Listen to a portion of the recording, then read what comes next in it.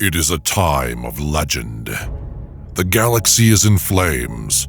The Emperor's glorious vision for humanity is in ruins. His favorite son, Horus, has turned from his father's light and embraced chaos. His armies, the mighty and redoubtable Space Marines, are locked in a brutal civil war. Once these ultimate warriors fought side by side as brothers, protecting the galaxy and bringing mankind back into the Emperor's light. Now they are divided. Some remain loyal to the Emperor, whilst others have sided with the War Master. Preeminent amongst them, the leaders of their 1,000-strong legions are the Trademarks. Magnificent, superhuman beings, they are the crowning achievement of the Emperor's genetic science. Thrust into battle against one another, victory is uncertain for either side. Worlds are burning. At Istan 5, Horus dealt a vicious blow, and 3 loyal legions were all but destroyed. War was begun, a conflict that will engulf all mankind in fire. Treachery and betrayal have usurped honor and nobility. Assassins lurk in every shadow. Armies are gathering. All must choose a side or die. Horus musters his armada, Terra itself the object of his wrath. Seated upon the golden throne, the Emperor waits for his wayward son to return. But his true enemy is chaos, a primordial force that seeks to enslave mankind to its capricious whims. The screams of the innocent, the pleas of the righteous resound to the cruel laughter of dark gods. Suffering and damnation await all should the Emperor fall and the war be lost. The end is here.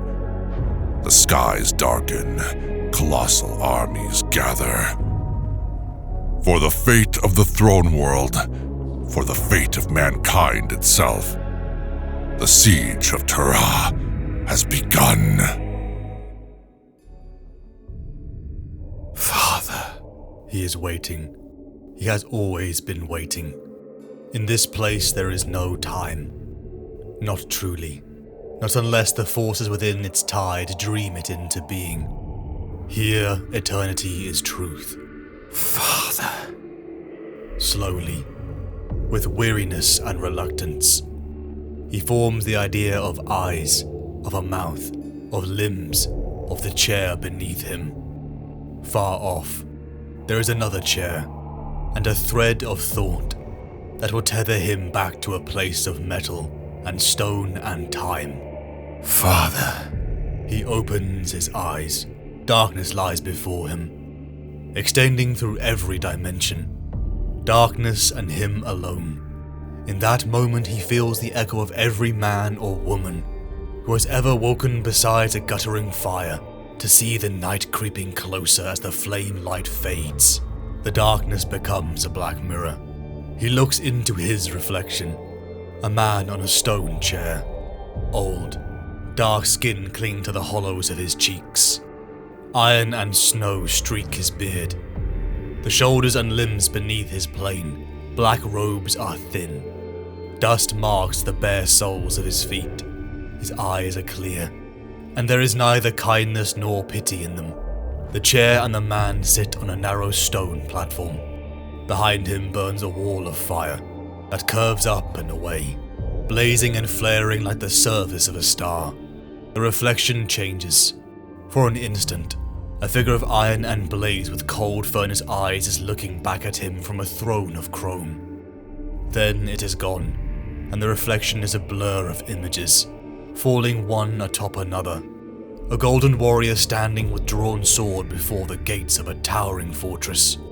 A figure before the mouth of a mountain cave. A boy with a stick and fear in his eyes. A queen with a spear atop a cliff. An eagle with 10 wings, beating against a thunder-threaded sky. On and on. Images tumbling over each other like the faces of cards tossed through the air. Is there any truth truth in you? Asks the voice that comes from the dark. The image vanishes, and the darkness hangs before him. It falls into the abyss beneath the cascade of obsidian sand. At the root of your lies, is there any truth, Father? The darkness becomes a forest. Dark trunks reaching to an untouchable sky. Roots clawing out and down into the abyss beneath.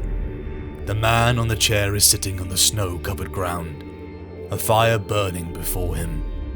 A shadow moves out of the dark between the trees.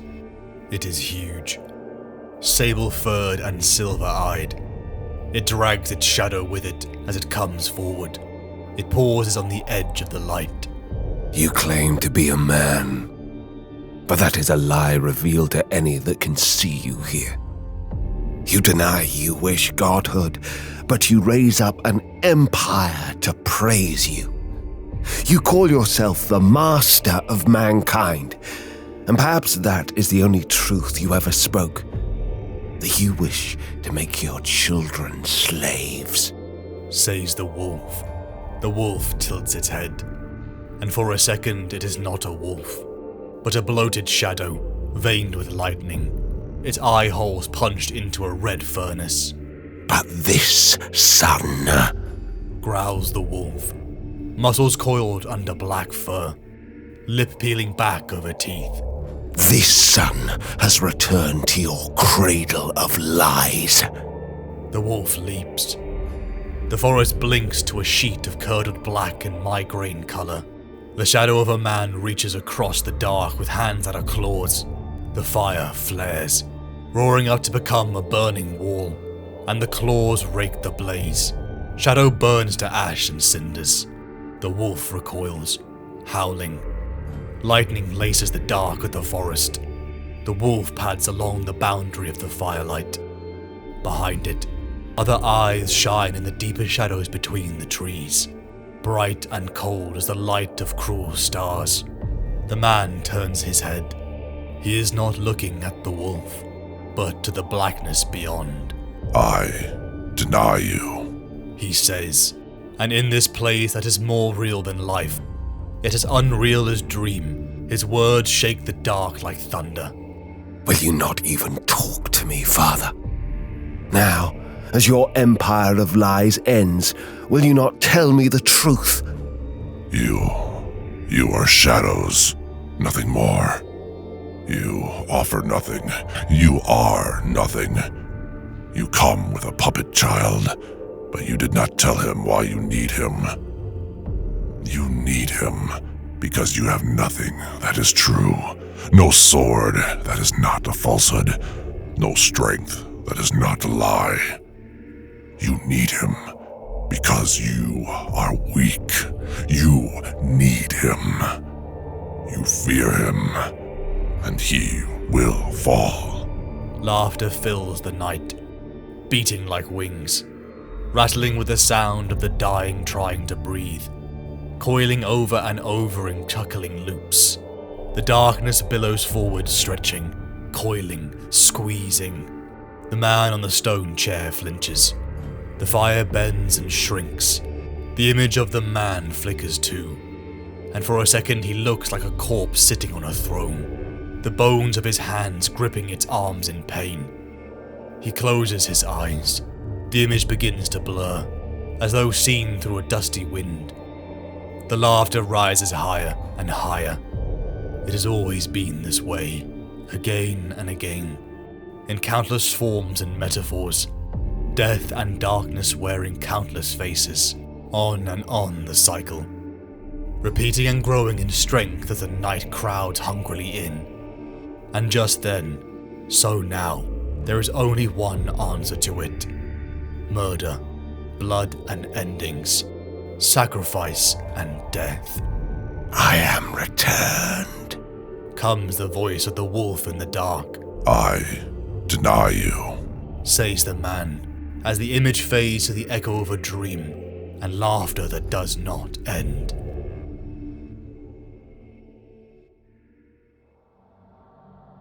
(014 M31) I was there, the day Horus slew the Emperor.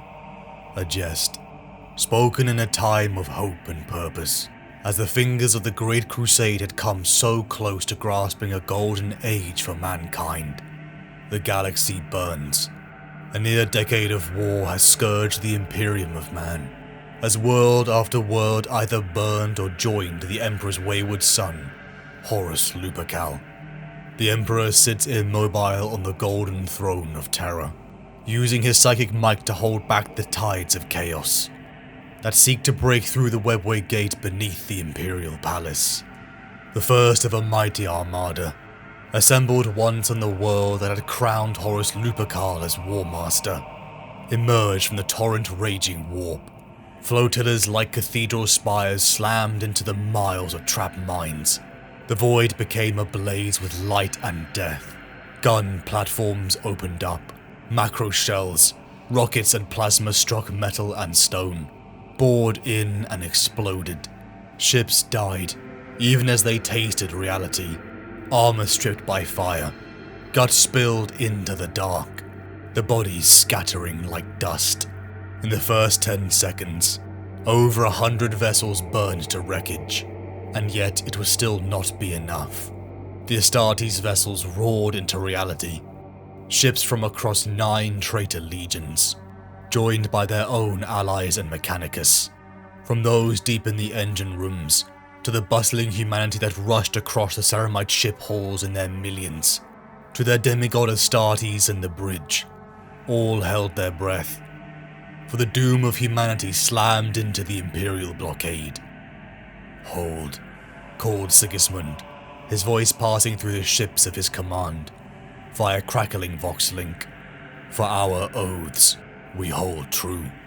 Carcasses of ships split and burned.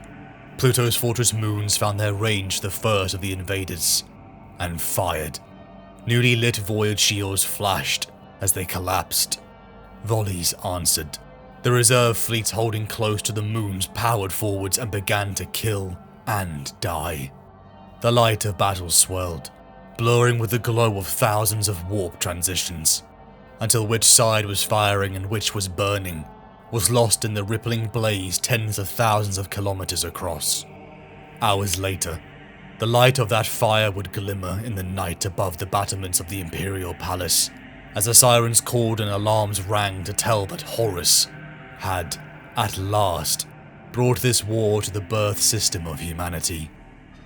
Target runes flashed red across Sardaron's sight.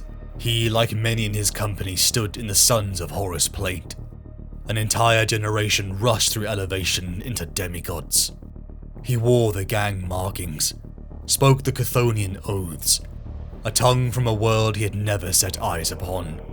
He and many of his brothers had come from across the raging Imperium.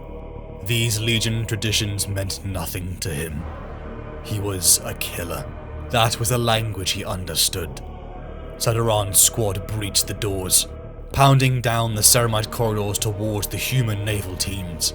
Las and plasma rained upon his men, many slamming to the floor dead in their plate. A figure in his own yellow plate emerged. Sardaron drew his chainsword and unleashed a fury of blows, all expertly deflected. This was a being of experience, one who had had decades to come to grips with his superhuman frame, a being forged in a crusade of centuries. The Imperial fist soared off Sardaron's hand, and rammed his blade into his gut. Blood and pain flooded every fibre of his being as Sardaron fell to the floor. Not even a warrior's death was given, as a human officer approached to finish the job. Sardaron rose, roaring as the pain tried to pull him down. Blood and fragments of his blasted armor fell from him. The Imperial fist turned, but too slow, and too late. Sardaron killed the human, and rammed the human officer's power blade up into the legionary's own gut. He heard shouts and shrieking booms of a melter charge blowing a hole in the barricade. But his world was red and smelled of iron, and the sound of his heart beating in his chest drowned out the rest. Ezekiel Abaddon looked out at the void light through the armor-glass dome of the War Oath's observatory. perched atop a slender tower on the ship's command castle. Its purpose had been to watch and chart the stars. A great stack of brass machinery hung to the dome's apex, its lenses, dials and mirrors filmed with dust. Abaddon doubted that anyone had ever used the instruments. What need was there for such poetic flourishes on a warship? Equipped with sensors and long-range auspex. A Neverborn hissed in his ears as it dissolved from the bones of the ship. The very warp itself was soaked into this place. "You are not my brother, priest," said Abaddon, and the threat in the words was enough to bring Leak's bodyguards forward, their blades drawing, cracks of fire spreading through their armor. Abaddon looked at them, his eyes glittering above a cold smile. Leak stilled them with a twitch of his head. The pair paused and nodded once before stepping back. The War Master's first captain had no love for Zardu Leak and his word-bearers. Their faith in these dark gods repulsed him. His faith was reserved for one alone, the War Master. The ghost light of Azek Ahriman appeared on the bridge, ice spreading from his presence. Home. Ahriman's mouth did not move, but the shadows of his brow furrowed. What creatures are we that come from the night, to hearth and home, and find only strangers on the threshold? Sent Ahriman, Kalik of Neuropolis, said Abaddon. From the songs of passing, Leak and Ahriman looked over to him with a hint of surprise. Abaddon was not the savage they believed him to be. Mercedes Ollerton had tried not to sleep, for it was in her dreams that memory tortured her being. Remembrancer to the 63rd Expeditionary Fleet, the court of the War Master himself. All had felt like a dream morphed nightmare. The slaughter of all she knew above the world of Isfahan III, the flight to Terra, and subsequent imprisonment as the galaxy burned. She knew why she was here. She had seen too much. She had seen the might of Horus Lupercal, and knew the terrible power from which the galaxy now spun on its axis. She raised her head from the pillow and looked up at the ceiling. Painted birds soared through a painted sky of clouds and sunlight. She sat up. The window was open and the wind was blowing warm from outside. She could smell citrus blossoms. The trees under the hypodome enclosure were in late flower, heavy with scent and pollen and the promise of fruit. She stared around her for a moment, taking in the nightstand, the bookshelves of Cthulhu wood and the half-drunk glass of water left on the windowsill. "No," she said out loud, testing to see if she had a voice. "This is a dream." It was a home, a life on Terra long dead. Within her room she turned to see a figure she recognized, though much changed from their days aboard the Vengeful Spirit. Euphrates Keeler sat across from her. Remembrancer, pictographer, banisher of demons, a friend, a central point to which the growing imperial cult gathered. Horus is coming to take the throne of humanity and slay the Emperor, Euphrates said. The forces of the war pride with him. Never had such power been turned to a single goal. In the material, in the world of flesh, the battle is one of blood and fire. But as that battle rages, so another battle is being fought beyond. Just as Terra sits at the center of the cosmos in the beliefs of dead stargazers and fortune-tellers, so the Emperor and Terra sit at the center of the forces aligning in the Immaterium. A howling wind thrashed against Mercedes. The Emperor is holding them back, by force of will and by art, Euphrates continued. He is holding them back and they cannot break him in the realm beyond. So they have sent their champion Horus, to do with bloody hand what they cannot do in spirit. If the defenses in the physical world can stand, he can keep the forces of the warp at bay. But if they fail, the defenses are strong and Rogel Dawn is ready, but he does not see the whole scope of the battle. This is not a battle of 3 dimensions or even 4. It is a war split between realms, in which the actions taken in one world affect the other. in which acts done with mortal hands can be echoed beyond. The howling wind drew symbols across the walls. A rage that painted the entire solar system into a diagram of corruption. A ritual of death with the very planets themselves. A foul ritualistic path that would rain destruction upon Terra. You must reach dawn, Euphrates' voice boomed over the winds. You must tell him before it is too late. How long until Horus comes? Mercedes shouted. Euphrates stared at her. He is already here. The glass of the window shattered. The storm wind bellowed in. Mercedes could smell ash and fire, and her eyes opened to a world filled with a scream of sirens. She was tumbling in the air, the guard in her cell slamming against the walls as gravity failed. Mercedes tried to drag the limp form of the guard off her, as she rushed for the door. Las pistol shots missing by inches as the dying guard tried to finish his duty. She ran to a viewport. She could see the pale blue orbit of a planet hanging against a field of stars. Shapes glimmered in the dark, light catching on the hulls and prows of ships, and the towers of void stations. It was beautiful, a serene and terrifying image. The Lupercal was home, and a chanting echo of memory bubbled up. Lupercal, Lupercal, Lupercal. The ship won't last long, called the voice from an adjoining cell. That explosive decompression meant that it's already taken a heavy hit, or been ripped in two. What's left of it is going to shear apart. Mercedes took a step away from the cell door. I can help us get us both out, cried the voice. How? She said. I know ships. This is a Prometer-class transport. We are in the sub-level 2 decks down from a hangar bay. I can get us out of here. Another creaking shiver echoed down the passage. Do you want to live or not? The voice screamed. Mercedes held still for a second, and then she was moving along the tilted corridor, looking within the cells. Quickly, quickly, called the voice from behind her. She opened it. A figure came through the door as it hinged wide. He was tall, very tall, and rake thin, grey-white skin pulled taut across his bones, jumpsuit hanging like a sack from his frame. Mercedes looked up at his face and froze. A band of metal circled his skull, riveted in place, holding a thick disc of iron across his forehead. You are a navigator, she breathed. Well observed, he said.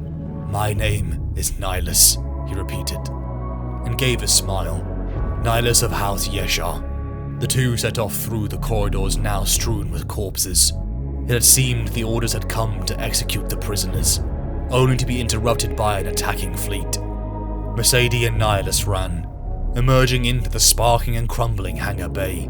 She felt the G-force slamming the air out of her lungs as Nihilus piloted a shuttle out into the void. She had a brief image of smeared stars and flashes of white fire. Nihilus had gone still. His long-fingered hands locked onto the controls. All that remained in her mind were the words of Keeler. You must reach dawn. The solar system, older than any colonized by humanity. Star travel and warp navigation had been birthed here, and over tens of thousands of years of more secrets. Wonders and terrors have been raised and lost within its bounds, than existed in all the galaxy beyond. Two such relics of the past were the Twin Gates, stable points in space and the warp, where ships could translate safely. Both tracked the orbits of planets as they orbited Sol. The Chthonic Gate lay off Pluto, and the Elysian Gate lay close to Uranus. The latter offered a further layer of paradox, as it gave ships a way to re-enter deeper into the system far beyond the point, where they would be wrecked if they chanced it normally, and now the fleets of Horus Lupercal lay siege to both. They cannot be held, said a voice from across the chamber, not at a cost we can afford to pay. Su Kasen, Imperial Commander for the defense of Terra, looked upon the greatest assembled council she had ever witnessed. All echelons of Imperial force, from Guard Commanders, Naval Command, Loyalist Mechanicum, and even the Emperor's Custodian Guard. but all looked towards the Praetorian of Terra. Jagatai, Great Khan of the White Scars, walked on Dawn's left, his eyes dancing with the turning light of the hollow displays. On Dawn's other side came an angel armored in gold. White wings furled at his back. Sanguinius, Primarch of the 9th Legion, looked across the humans at their stations, and then at Su Kasen. He smiled. Last of all came an old man in the grey robes of the Administratum, leaning on an eagle-topped staff. Wrinkled skin hung from his face, but his eyes were cold and bright. Malkador the Sigillite seemed older and weaker than Su Kasen had ever seen him. The silence in the chamber deepened, seeming to press closer as the 3 loyal sons of the Emperor and his regent halted beneath a turning hollow display. Su Kasen knew the plans as they did. Above Pluto, Sigismund, the Emperor's champion, Lord Halbracht at Uranus, and Jubal Khan before Luna. "You are still sure of this path?" asked the Khan. He had held back, close to the doors, and, apart from his glance at Sanguinius, he had remained utterly still. There was something in that stillness that was like the flash of lightning frozen in the eye. "There are other ways," said the Khan. "Horus could be scattering his might out in the depths beyond, and then circle them in, closing from all sides, strangling us as he cuts us." Dawn looked at the Khan. "This is Horus. Do you think he'll be anything but himself?" "He is not himself," said Sanguinius, without turning. Malkador closed his eyes, and Su Kasen saw him shift his weight to his staff. No messages were coming or going, all drowned out by a shadow. "It is all around us," said Malkador. "The warp is howling." "Identify yourself," she ordered, leveling the pistol at the door. "One who would have your counsel," came the reply. Su Kasen felt the breath hiss from her lungs with surprise. Then she shook herself and released the door lock. "My apologies for disturbing your rest, Admiral," said Jagatai Khan. "My lord," she began, bowing her head. "Please," he said, smiling and bowing his own head. "The impoliteness of an unexpected visitor negates all need for formality." "What has happened?" she asked, mind still whirling. "Nothing. At least, nothing that requires you for the moment." His eyes were like shards of ice catching sunlight. His presence was like the touch of wind blowing across a mountain. On her shoulder, Kellic gave a soft call and shifted in his perch. She shook herself and stepped aside. "Please," she said, pulling the Chagorian words of hospitality from her memory, suddenly aware of the shot pistol still in her hand. "Enter as a friend." The Khan's smile broadened. "I am humbled. May fortune flow from your generosity." He bowed his head before stepping forwards to pass through the door.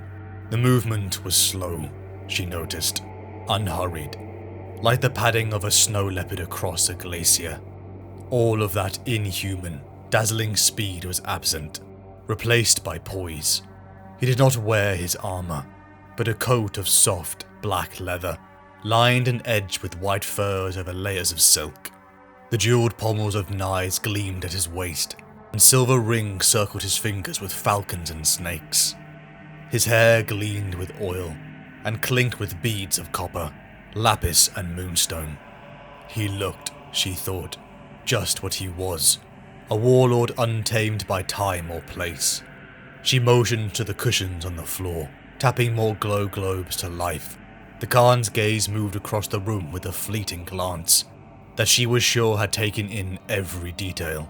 His eyes paused as she unloaded the shot pistol and replaced it in its box beside the empty space left by the other half of the paired weapons. "A spoil of battle without its twin," he said, sitting on one of the cushions. Arrayed in half plate and silks, he somehow looked utterly at ease in the small space despite his size. "I gave the other away," she said, offering him a glass of spiced tea. "To another warrior," he said, accepting the glass and taking a sip. To my daughter. Of course. Where does she serve? I think you know that, my lord. She held his gaze for a second. His smile dimmed, and he nodded. Captain Kalia Su-Kasen on the 2nd. Last recorded deployment as officer commanding the Thunderbreak. Attached to the 63rd Expeditionary Fleet.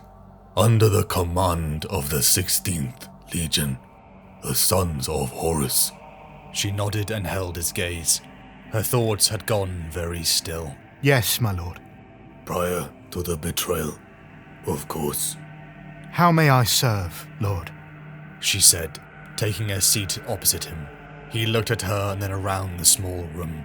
You have doubts about my brother's method of fighting this war.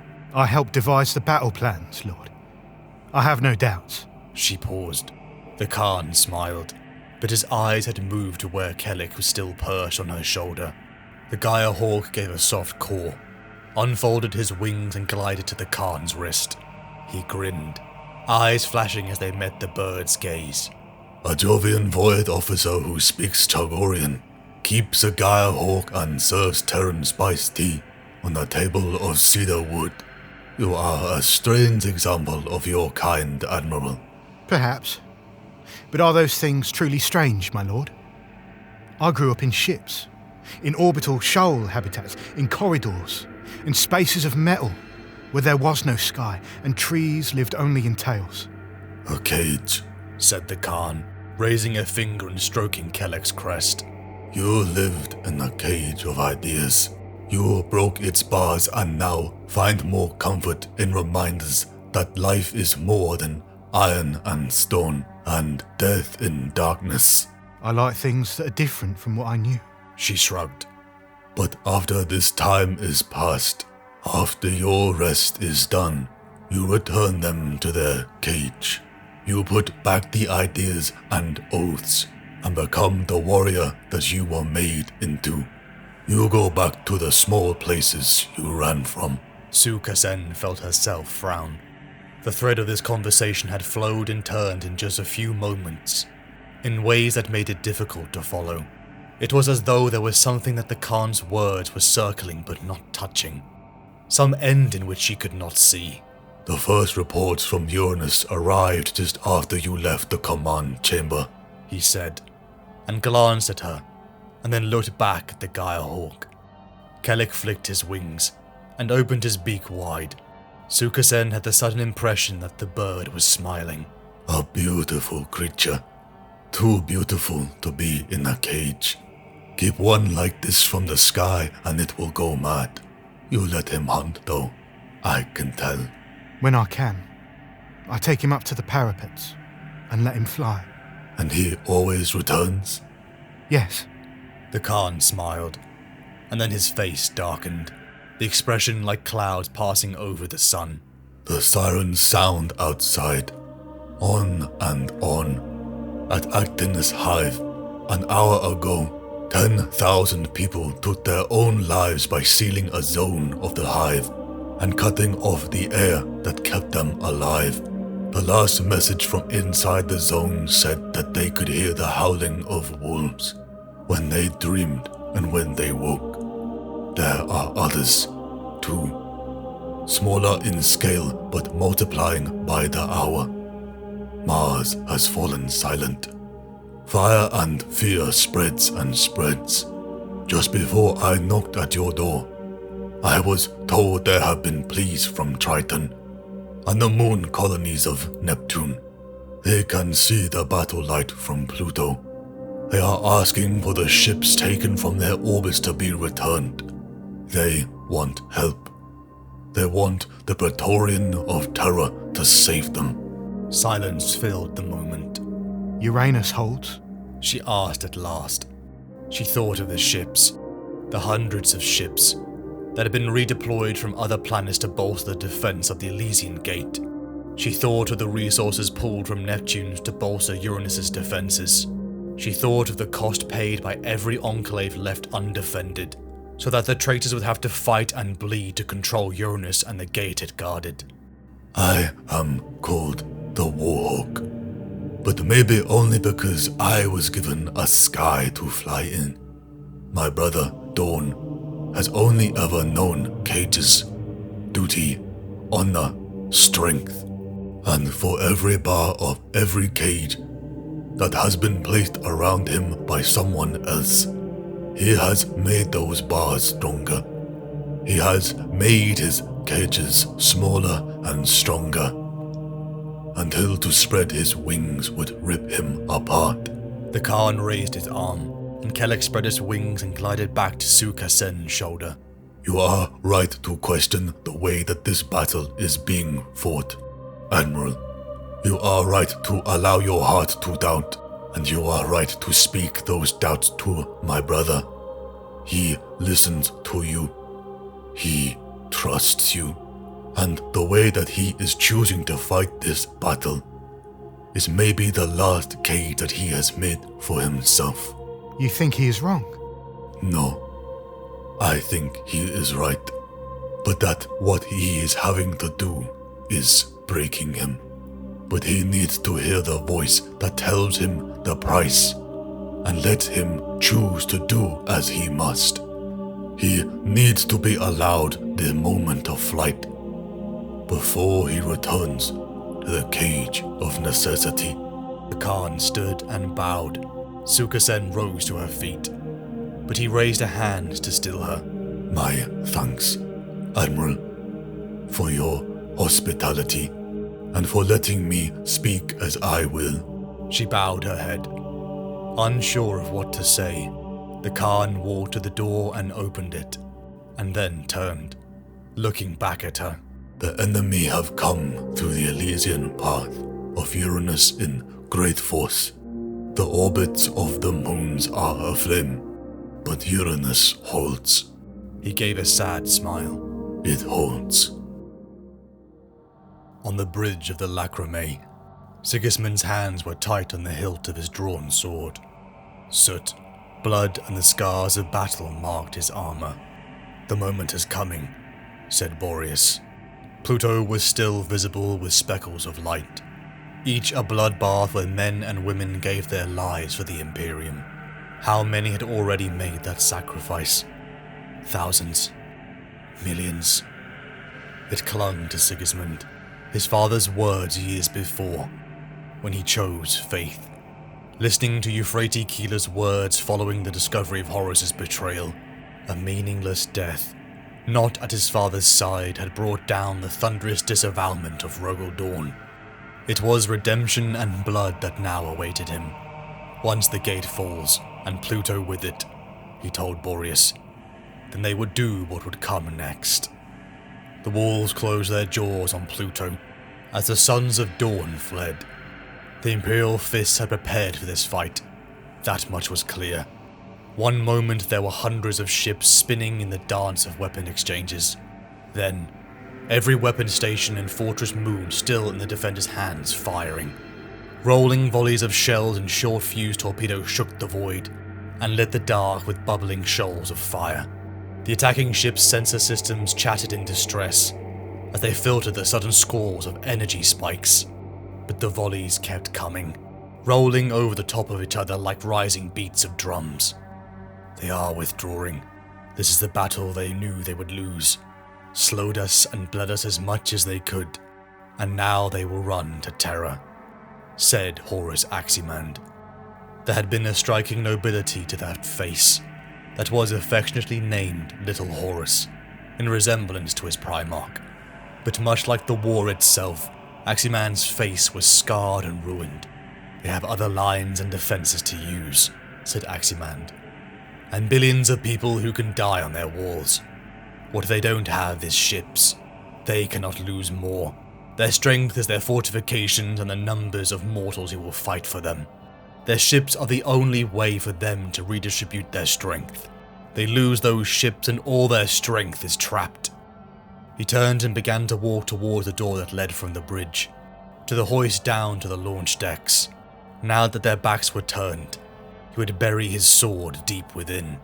Sigismund opened his eyes. The blade of his sword was cool against his forehead. He had waited in silence. His thoughts turned inwards. "Turn left," said Sigismund. "Cut them down." The loyalist ships wheeled as one and turned.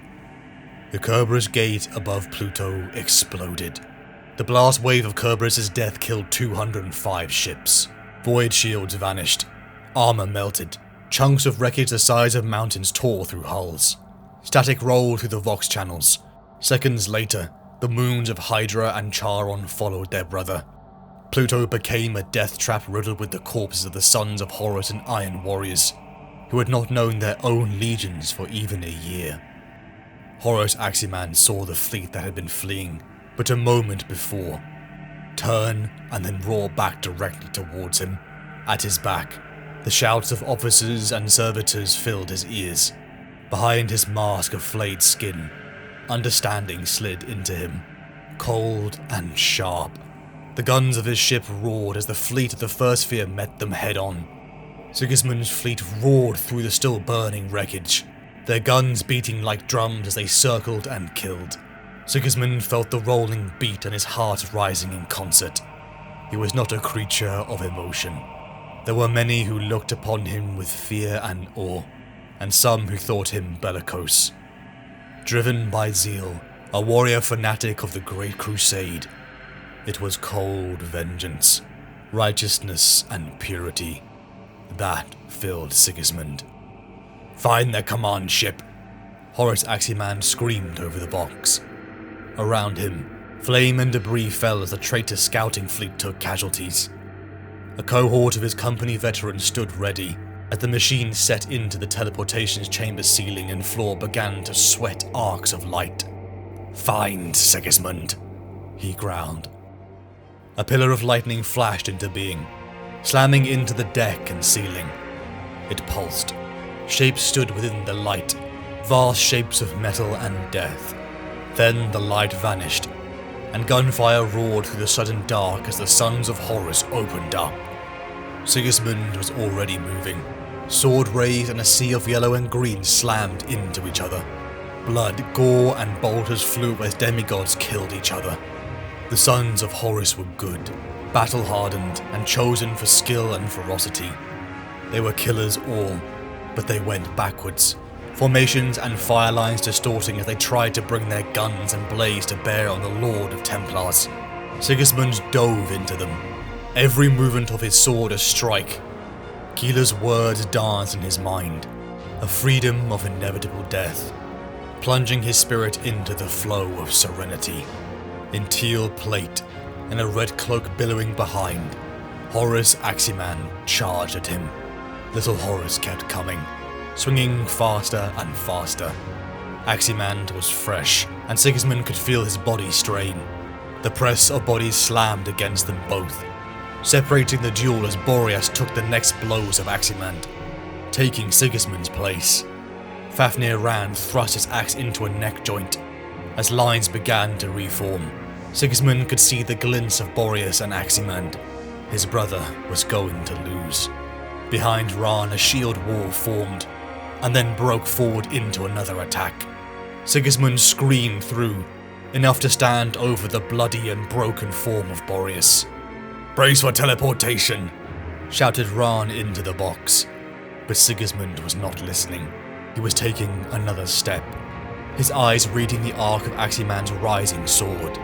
His first blow struck Aximan's sword arm, and took hand and blade off at the wrist. A second cut followed the first. No pause, no breath drawn. Blood falling as the tip and edge of Sigismund's sword passed through chestplate. Blood flared bright on green armor, the color of a sea in storm. Aximan staggering, bleeding, but the killing blow never met, as the Imperial fist teleported to the Persephone. Sigismund did not speak. Numbness in his left arm had become fire in his flesh. He looked down at his sword, still chained to his other wrist, and then raised it, and touched the flat of the blade to his forehead. Sigismund stood in the Apothecarian, over the near corpse of Boreas. Atonement, he told to his dying brother. That was why he had met Aximan head on. why he plunged into the thick of battle, why he was trying to die, atonement for failing his father, for an oath broken. "I failed," he said, "and I swore I would never fail him again. Death is not atonement," said Boreas, his rasps intermixed with a spray of blood. "Not even now, at the end, you atone by living. Until the last blow of the sword. Until the last blow of the sword, swear it to me." Something cold and tight knotted within Sigismund. "You have my oath," he said. The last breath exhaled from the mess of flesh and ceramite that had been his brother Boreas. Sigismund watched the wreckage above Pluto fade in the distance. He had brought fewer than 100 ships to this point. All were damaged and under strength, in contingent and crew. One of many battles to come. The next would be on the very earth of Terra itself. He would stand at his father's side. The Persephone made course for Terra. "Out," came the hard command. "If you have weapons in your hands, we will shoot. If you do not comply, we will shoot." Mercedes took a deep breath, raised her hands and walked out into the light. Nihilus would not join her, as he strode onto the deck of the Antaeus, one of the many ships desperately escaping Uranus. "Who are you?" snapped the woman in the blue and gold braid uniform. "Who are you?" boomed a man who looked to be in charge, an air of exhaustion and guilt surrounding him. "My name is Mercedes Ollerton," she said. "Why were you a prisoner, Mercedes Ollerton?" said the man, looking to her overalls. She looked at him, thinking of what the truth would do in this moment, and then gave the only answer that came to mind. "I can't say." "Then you must remain a prisoner on this ship," he said, and nodded to the tall woman. "Please," said Mercedes, sudden panic rising as they gripped her arms. "I need to reach Terra. I need to reach the Praetorian." The officer in blue and gold braid laughed, and then turned away as the troopers shoved Mercedes down to her knees and bound her hands behind her back. Mercedes sat bound in another cold cell. "There has to be a way to make them listen," she said. "To what?" asked Nihilus, looking up from the bowl. "You haven't even told me why you need to get to Rogel Dawn, and we have the bond of mutual suffering, and now this rather inadequate cell." She glanced at the navigator, but he had gone back to the stirring of the broth suspiciously. This had been the first time she and Nihilus had spoken to each other since they had reached the Antaeus. She told him everything. Her life as a remembrancer of the 63rd Expeditionary Fleet, the betrayal of Horus and journey to Terra, and her confinement. Nihilus spoke of his own story, a navigator of the Acontia, 63rd Expeditionary Fleet. "The officers mutinied after Istvan," he said. "Half the military commanders and units on board were die-hard Horus loyalists, but the captain and the other half wanted nothing to do with it. They came to us, to the navigators, saying that they needed our help to get out, and we agreed. My house does not like this war, not any part of it or any side of it. So, when we can remove ourselves from it, we do." He paused and shivered. Mercedes found herself wondering what could make a creature that looked out into the immaterium afraid. The ship began to shake. Forces began to hound them. Mercedes was banging on the cell door again. There was blood on her knuckles. "Listen to me," she shouted. "You need to listen to me," she roared. A pit of anger was opening in her now. She had accepted her fate long ago. She saw the consequences of her years spent with the 16th Legion, and could not fault the judgment of the Imperium. It was the price for the truth of what had happened to Horus, what had happened to everything. Doors opened. A portly man stood in the doorlight. Vec, captain of this vessel, a merchant who had been forced to leave behind thousands of people as Uranus burned. The guilt that was written across his face was a weakness, one that led to sparing 2 prisoners, who now had signed the ship's death warrant. "Someone is trying to kill us to get to you," he said, a las pistol in his hand. "I was a prisoner," Mercedes began. "People don't just kill ships to execute one prisoner," he growled, biting off the next words. "What have you done?" "I am carrying messages from a saint to Rogel Dawn," Mercedes said. "From a friend, from someone called Euphrates Keeler." The man's face changed in an instant. He was a believer. The Imperial cult, the worship of the Emperor, had spread like wildfire amongst the masses since the start of the heresy. And when the destruction of humanity was on the brink, what reason did Vec have to deny the thing that gave him hope? Innocence proves nothing. That was what their ship's pursuers believed. "What do you need?" he asked Mercedes. "I need to send a signal," she said. "What should this signal say?" asked Vec, as he pulled himself back to his feet. "Just my name, and one other word." "Loken," said Mercedes. "It should say Loken." The Antias had broken free of the carnage around the Oberon Gate, and powered onwards towards Uranus's outer orbits. The mass of humanity that fled towards the throne world were picked off like flies. All would serve or die for the War Master. Mercedes walked back to her quarters, past the throngs of humanity stuffed into the holds, after the desperate escape from their home. A chorus of hungry, angry eyes. Vec made his way toward the prisoner chamber. He had gone to check on his children first, and found them sleeping. Noon had been in his bunk, mouth wide and snoring, hands tucked under his head. And he had frowned and turned over as Vec had kissed him on the forehead. Maury was not in her bunk. She had taken her blankets and curled in the corner of the room. He should think, try to think about what they would do when they reached Jupiter. Had the war reached there yet? Did they have enough food to make it? He raised his hand and knocked. It had been days since he had last seen her. "Mistress Ollerton," he said. He opened his mouth, not sure what he was going to say, but she spoke instead. "You want to know about her, don't you? About Keeler. You believe, don't you? You are a follower of the Levitio Divinitatis."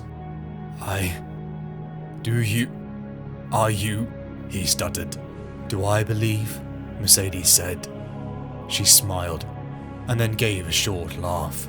"I have seen things. When you know the truth, does that leave room for faith, or does it become fact? Do you know what the crusade and betrayal have taught me?" She was looking directly at him now, and there was a hardness in her eyes. "We are all small things, we humans. We mean very little.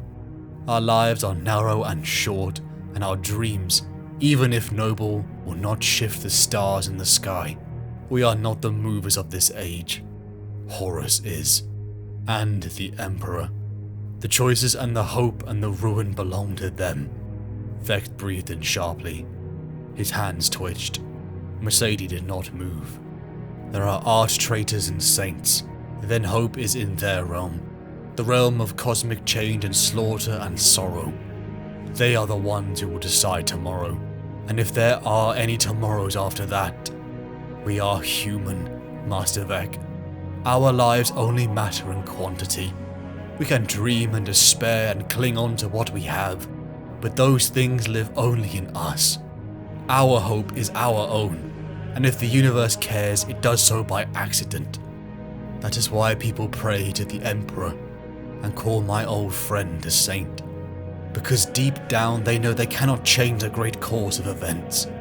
Vec began to rise. He could feel a headache building at the edge of his eyes. This was not what he had come for. "I can't lie to you," Mercedes continued. "I am carrying a message from the Divine to a Primarch, that I am chosen, that this is something only I can do, that I will do the will of the Emperor and that he protects us. You can believe that you are doing good, and that it will mean everything is going to be all right." Vec began to turn. He was smiling.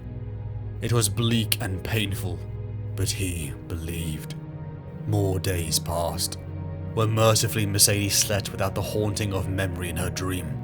Vex's children had come to her in the subsequent days.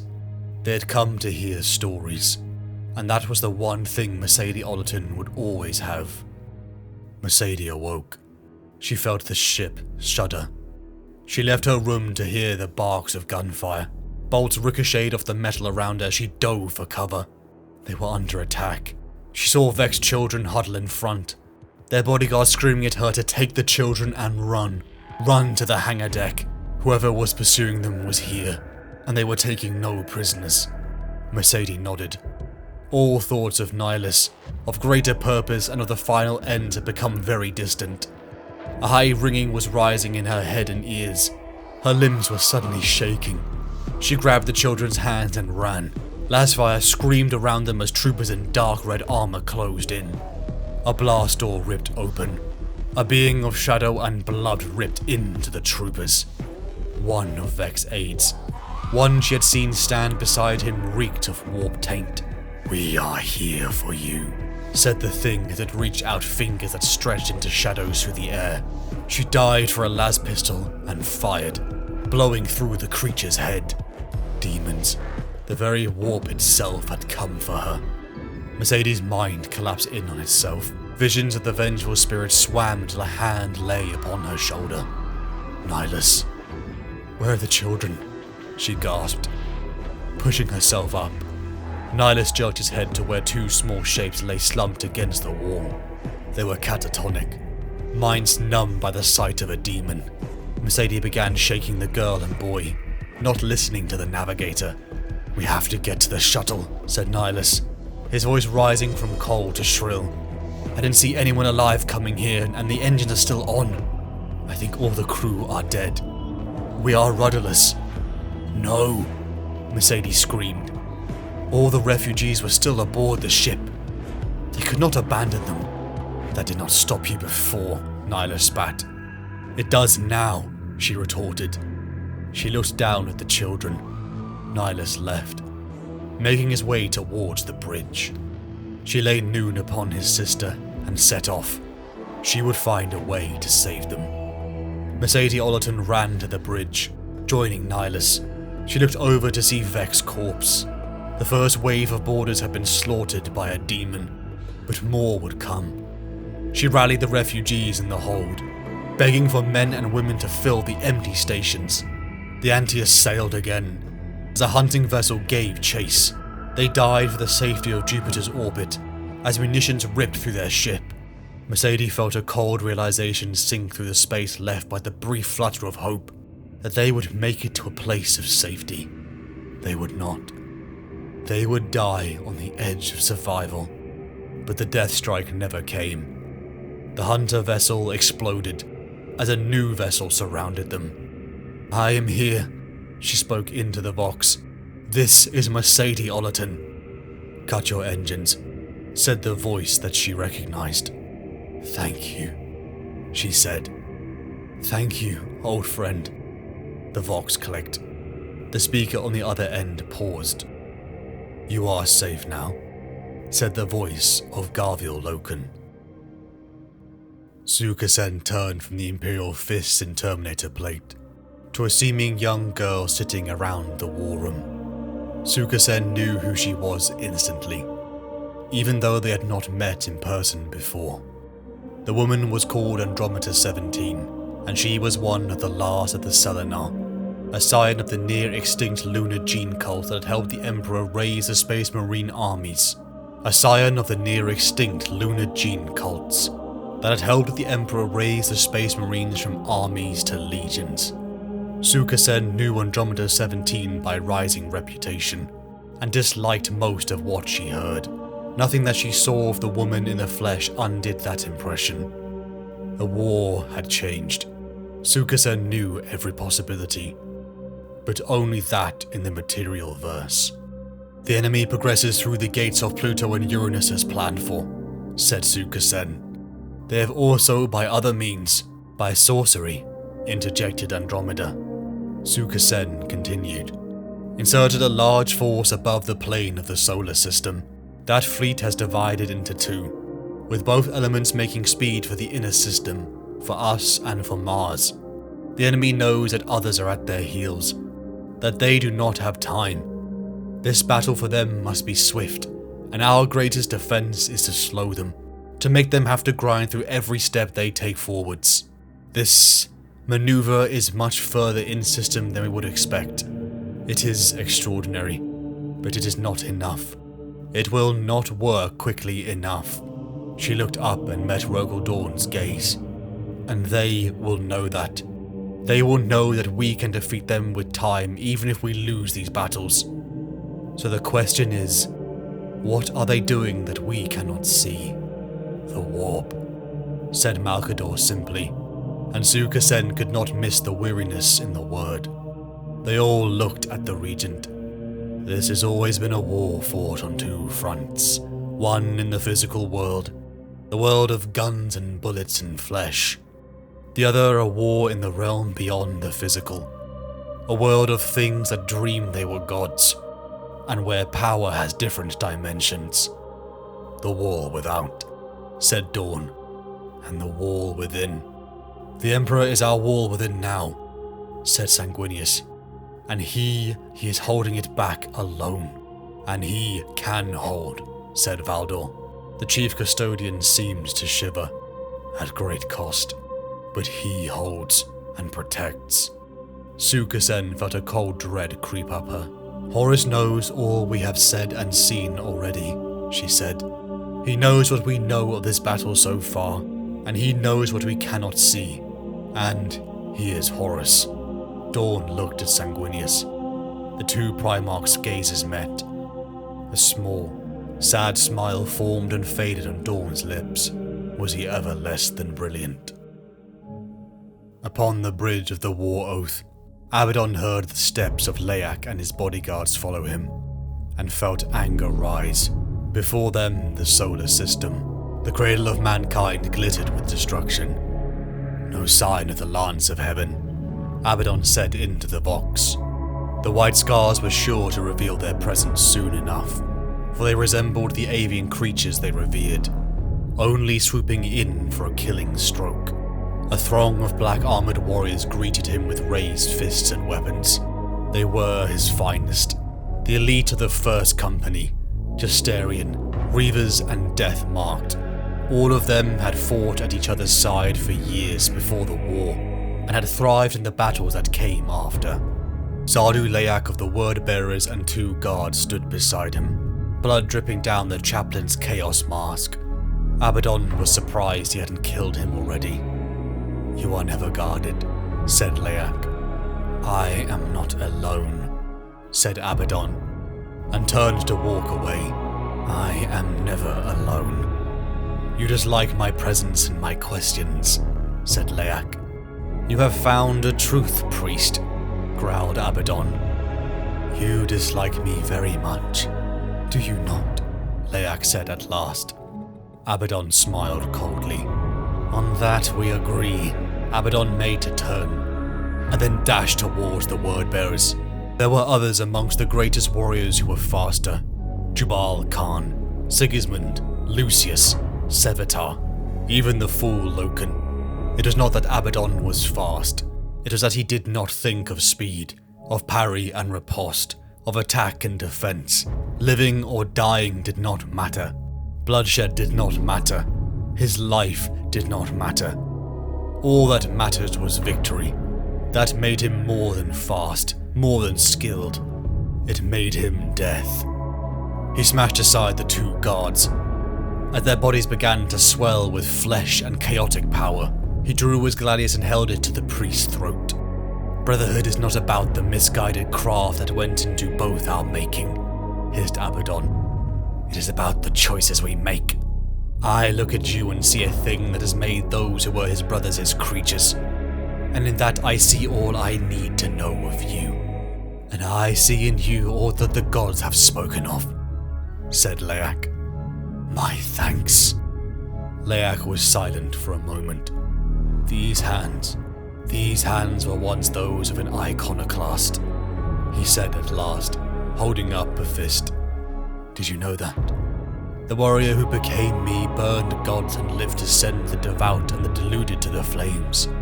Your conversion is of no interest to me, said Abaddon. I was not a convert, said Leak. The man whose face lies beneath this mask was taken, broken and remade. My faith is sacred because it is a lie, and all lies are music to the ears of the Pantheon. Piety like that is false, a creation, but it is pure. You live for Horus, for your legion, for your brothers. That is your truth. Mine is that I am nothing. I am a son who left his father. I am a brother who made his brothers slaves. Leak nodded to the still and silent figures of the blaze slaves standing 8 paces away. The collar beating in Abaddon's blood lit to rage. Honest Van, were the warriors that you slew not of your blood? Said Leak. Had they not bled with you? Had they not shared bread and oaths and deeds at your side, and you at theirs? Abaddon could not move. In his mind, the images of the past rolled over and over. The things done, the wars fought, murder, slaughter, and deception. There was nothing to betray, he said. They were not my brothers, because they made a different choice, retorted Leak. Because loyalty is everything, said Abaddon. You can't be loyal to an idea, priest. As your kind learned in the ashes of your first belief. Belief is all I have left, said Leak. And loyalty to the idea is why I am here. Chaos, said Abaddon, his lips peeling back from his teeth. No, said Leak with a shake of his head. The truth. On the bridge of the Lance of Heaven, Jubal Khan knelt in his armor and let his thoughts circle. His Guandao sat on the deck before him. Incense smoke rose from twin bowls set to either side of him. The Lance of Heaven had no command throne, just a raised platform of ebony and yellowed bone. Around it the crew moved, near silent except for when an order was barked. Jubal Khan listened to the last ghosts of voices fade into the crackle of Vox Link. He looked at the Tep Adat linked to the signal unit. So we withdraw, Chang Shi asked, frowning. Jubal looked at him, holding the young warrior's gaze for a long moment, and then smiling. Yes and no, he said, pulling a strip of parchment from his belt and handing it to Chang Shi. Prepare signals to these of our ships, and see that these preparations are made through the lance. Chang Shi was still for a second and then turned, his weight dropping, the curved blade vanishing behind his body. Wind of truth, but the boy was fast. But he was Jubal Khan, and he had faced and bested many of the greatest weapon masters of the age. He half turned his torso, let the blade go past, brought his hand up and clamped Chang Shi's knife hand and wrist, and threw him in a sharp twist. The young warrior came to his feet in a blur. Jubal tapped the flat of the knife on Chang Shi's head as he rose. Not quite, he said. Chang Shi closed his eyes, and Jubal could almost hear the silent self-chastisement held behind the warrior's teeth. Do you know the truth of death? Jubal asked. Chang Shi let out a breath and smiled. To embrace it like a brother and laugh in its face. Yes, grinned Jubal. And the truth of the knife, to be sharp, Chang Shi replied. Jubal chuckled. The truth of the knife, of life, of war. You kill with the last blow. But those cuts that come before allow that final blow to fall. Even Horus, master of the spear thrust, knew that truth once. And now he will use it to kill whichever of his sons he has sent at the head of this armada. Abaddon and Leak saw the retreating White Scar's fleet. The ships powered ahead of them in the faster vessels. Then they turned. The Lance of Heaven, breathed Abaddon, as he saw the battle barge slide into sight. Outnumbered, the White Scar vessels plunged into the heart of Abaddon's fleet. The spear thrust that reaped ships and lives as it made its way towards the throat. The Lands of Heaven broke off to make another attack run, but the war oath was on its tail. "For the War Master," said Abaddon into the Vox, and the ranks of warriors gathered around and stepped onto the teleportarian. They vanished in a flash of strobing light. "Forwards," called Abaddon, firing and moving with his brothers. The light dissipating as reality took hold of their forms once again. Blood and bone splattered the walls as white scars and naval response fell. The sons of Horus moved towards the bridge, detonating melter charges and swarming into the chamber. Abaddon reached the center of the bridge as silence fell. "Where is he?" asked Leak, following Abaddon. Ghost and shade light spiraling over him. His blade slaves flanked him, their swords drawn, their bodies bloated, shedding cinders and ashes with every step. Where are any of them? The armor glass of the chamber blew inwards. Shards rained upon Abaddon and Leak. Warriors in white leaped down upon them. Bolter and plasma fire lashed out. Sons of Horus fell, but gunfire blazed back. Another assault ram plowed through the hole left by the first two. The white scars were breaching their own bridge. Jubal Khan, the Lord of Summer Lightning, the death that laughs. Abaddon began to run to greet him. The white scar whirled his blade out, and another of the sons of Horus was falling. Helm split and blood burning out of the Guando's power field. "Kill the power generators," Abaddon growled to his men. Abaddon felt the lurch in his stomach, as then gravity vanished. His boot mag-locked to the deck in an instant later. The battlefield changed dimension. Crashing thuds sounded as both sons of Horus and Whitescar's mag-locked to the walls and ceiling. Jubal kept moving. His stride slowed, but his speed was dazzling. Abaddon surged to meet him. Rounds blurred past him. The war shouts of the living and the dead filled his ears. His sword was in hand, wreathed in lightning. His armor in blood and muscle flowing as one. Jubal's Guando flashed out, reaching across the space between them. It was so far that it might have been a glint of the light from a mirror. Abaddon brought his sword up to meet it, but the weapons never met. Jubal flicked the Guando back, as though the steel were rope, and then slashed it out again. The blade edge kissed Abaddon's right gauntlet. The power field bit deep. The sound vanished, as the last of the air vented into space. Only the drum of heartbeats was left to Abaddon. Jubal Khan danced forward, the vibrations thrumming down both their arms as their blades clashed. Abaddon felt slice after slice cut through his armor, the build to the kill stroke. He thrust his blade forward with all his strength, catching Jubal's Guando and throwing the Khan off his balance. Jubal whirled back, but Abaddon had already read the movement. His sword thrust struck Jubal in the gut and cut upwards, soaring through the armor, flesh and bone. Abaddon stepped back, pulling the sword free and kicking the corpse off his blade. The fighting began to die down, until a melter shot began to rocket across directly towards Abaddon. "Move," sent Leak's voice into Abaddon's mind, and the word-bearer joined his side, casting a shadow from his palm that swallowed the shot. "Saving a life forms a bond. First son of Horus," said Leak, looking up at him, the eyes of his horned and fanged Mars glowing. "Remember that always." "They have failed," said Jagatai Khan. "Horus has failed." None of them spoke after the Khan's pronouncement. It was undoubtedly correct. But Su Kasen watched the hololithic display. The arrayed forces of the War Master had taken Pluto. Uranus had fallen next. Soon Mars and Luna would fall under a shadow.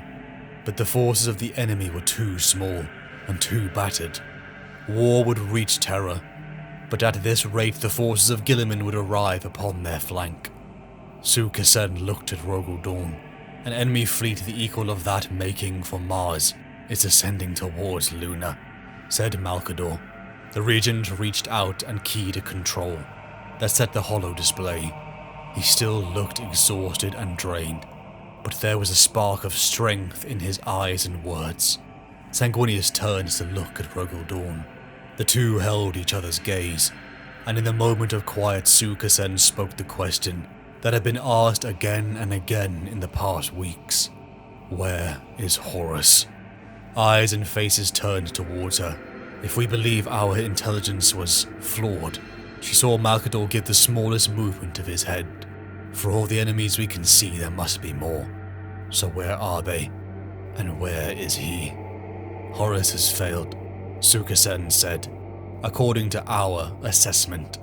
Failed and has never even taken the field in person. Sanguinius gave a small shiver. The feathers of his furled wings shook. No, he said. He is coming. I know. This ends with him here, on the ground. On this ground. Dawn stood. The phalanx remains, he said. And we wait. For what? Asked the Khan. To see if our traitor brother has truly failed, said Dawn. Or if we have. On the Monarch of Fire's bridge, Lord Castellan Halbracht felt the ship judder as it drew breath to bellow again. Lights dimmed. The surge of Vox traffic chopped and quieted. Tactical displays faded to hololithic snow.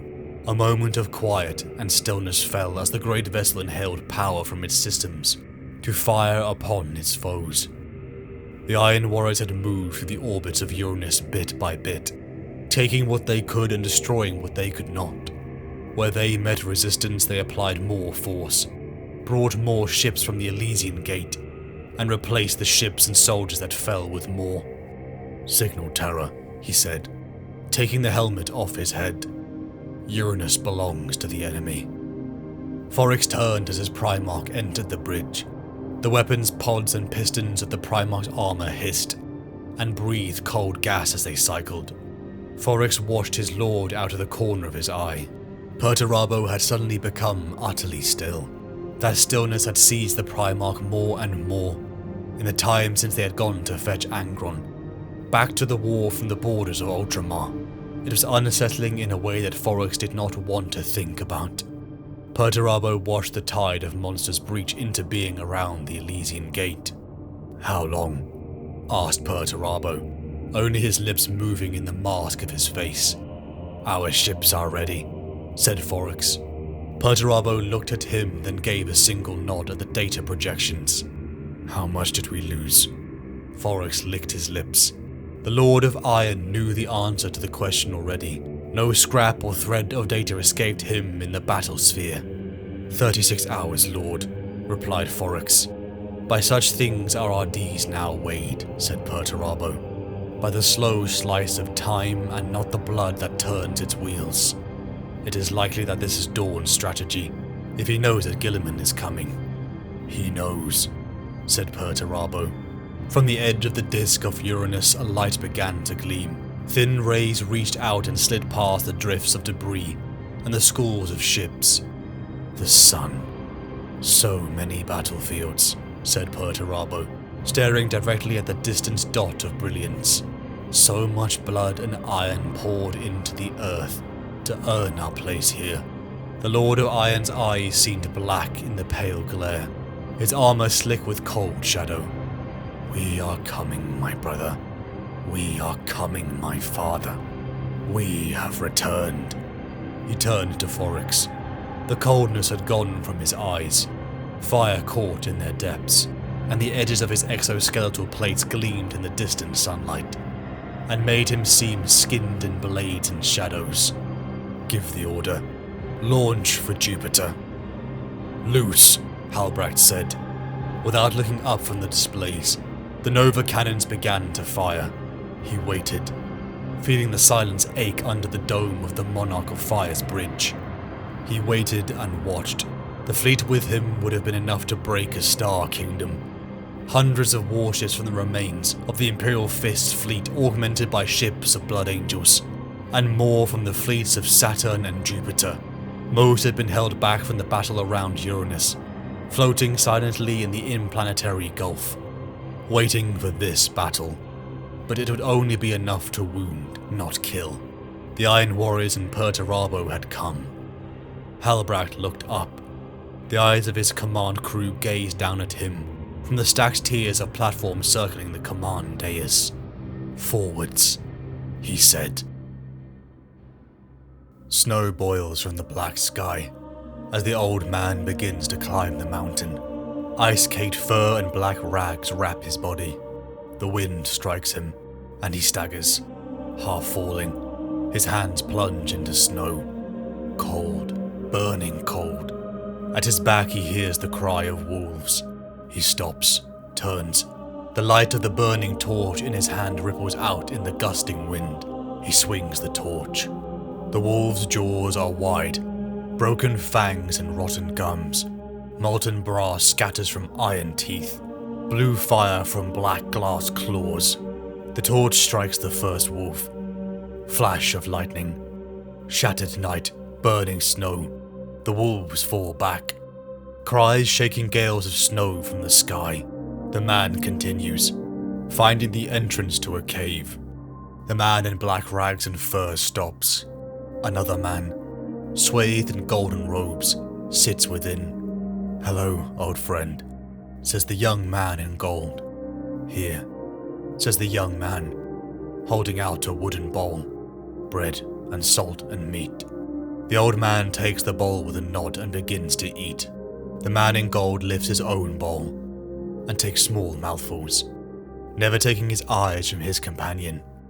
"I am sorry to call you here," says the man in gold. Things are pressing in and in. The man in gold begins to lay cards down on the stone bench between the bowls. "You see," says the man in gold, "it changes, but the core of the pattern is always there, a growing resonance in the warp, like notes rising and harmonizing, or pieces being placed on a board, or a weapon being assembled bit by bit. I can't see what it is, only its shadow, but it is there. Behind the night and the bloodshed, it is there. The position of the planet is particular at this moment.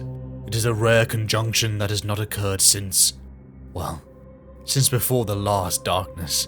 We have always presumed that the timing of the assault is driven by haste, but what if by something else?" "Yes," says the man in black. He stands. "What is it?" asks the young man. "What are they doing?" "I cannot see," says the Emperor, adjusting the black wraps upon his body. "Can we still win this?" asks Malkador, shifting in his golden robes to look towards his friend. "That is not the question you are really asking," says the Emperor, turning his head but still facing away. Malkador gives a sad smile and nods to concede the point.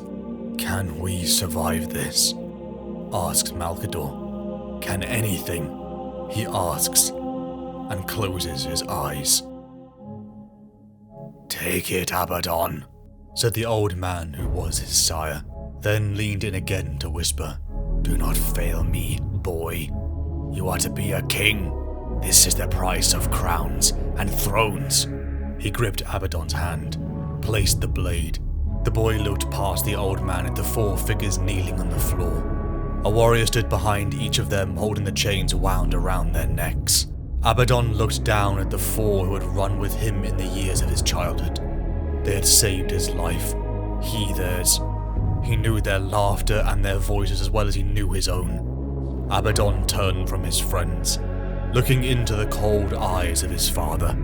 "I do not want to be a king," he said, and rammed the knife up into the old man's gut. They had run. Abaddon and his old siblings for days as the bounty for the backstabbing prince had drawn thousands. All until he saw them. "You know who we are?" asked the face, its gaze unflinching. Abaddon met it and nodded. "You are the takers of the dead," he said. The face laughed. "That we are, boy. That we are." The figure held up a coin in armored fingers. The silver disc's face was mirror-polished. "I have a coin for your life. We have been looking for you," said the face. "For the exiled prince who killed his father rather than murder his oath companions and become a man." Abaddon remained silent. You won't get anything from him, Siracle, said another figure. Look at him. He is not a talker. There's too much anger looking for a way out. That is why he is here. That's why he nearly died in those tunnels and got everyone who believed in him killed. He may be a killer, but he is filled with so much fire that he will burn everything he touches. We know who you are, and what you have done. We know that you killed almost all the clan of your birth, and that those that remain have hunted you ever since. We know that you killed everyone sent against you, and then found who sent them and did to them what they failed to have done to you. We know all this. We know you are a killer and a survivor. Abaddon, son of Tarkeradon. What we don't know is if you have the strength to be more. I don't. Abaddon forced the words out through broken teeth and pain. I don't want to be a king. Laughter boomed out. I am Hastus Sejanus. There is a long road ahead of you, Abaddon, and much of it will be marked with greater pain and loss than you have ever known. There is no reward at the end except to be one of us, to be a brother of warriors and wolves. If that is not enough, then it is better to never begin. You killed your father, said the voice. Or, that is what I have been told. Abaddon became still. The voice was not one of the Gene Witches. I did, he said, and heard the words echo and re-echo in the blackness. Are you ashamed of that? No, said Abaddon. He was less than a man. He was a king, said the voice. A crown means nothing, Abaddon retorted. Laughter. And what does have meaning, son of Chthoniya? Asked the voice. Truth. Abaddon turned, seeing a huge figure in a black tunic.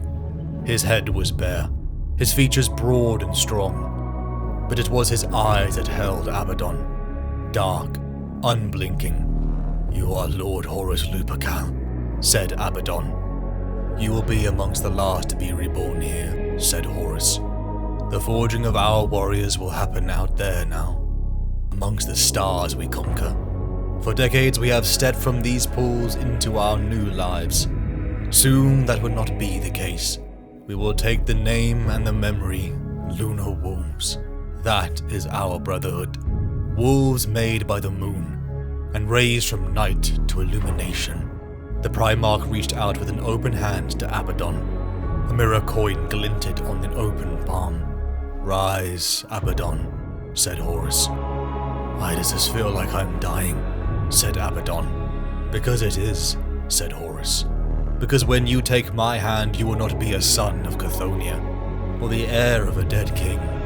I will be a lunar wolf, whispered Abaddon. Yes, said Horus. Father, said Abaddon. It had taken days for Ahriman to comprehend the details of what they were going to do, and then he had shivered. Even Magnus had fallen silent when it had been laid before them. For this thing they were doing was not their design.